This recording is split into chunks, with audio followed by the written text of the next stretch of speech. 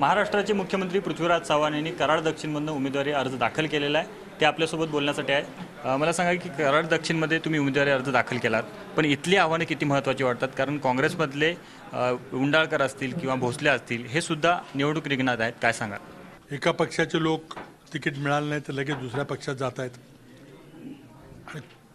आणि पंचरंगी षष्टरंगी बहुरंगी लढती पाहायला मिळत आहेत। मला वाटतं की ज्याप्रमाणे लोकसभा निवडणुकीमध्ये देशाच्या जनतेनं अतिशय निर्णायक मतदान केलं आणि एका पक्षाच्या हाती संपूर्ण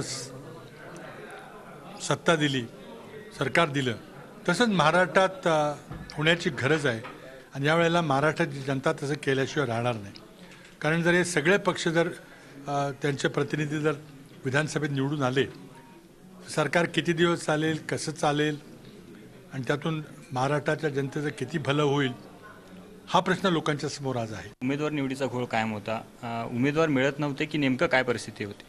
एका बाजूला सामाजिक न्याय आणि दुसऱ्या बाजूला सक्षम उमेदवार, या दोघांच्या संघर्षामध्ये काही ठिकाणी उमेदवार बदलणं, शेवटच्या क्षणाला दुसऱ्या कोणाला तरी देणं, पी फॉर्म बदलणं, हे सगळे प्रकार थोड्याफार प्रमाणात घडतात।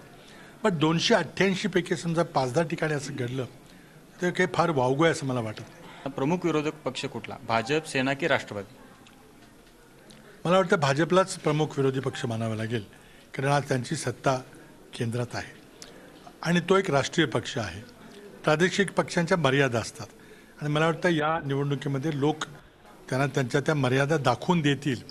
कारण आज एका बाजूला प्रत्येक पक्षाचे जर आमदार निवडून आले तर अस्थिरता निश्चित आहे आणि स्थिरता पाहिजे असेल तर मग राष्ट्रीय पक्षानं मतदान केलं पाहिजे।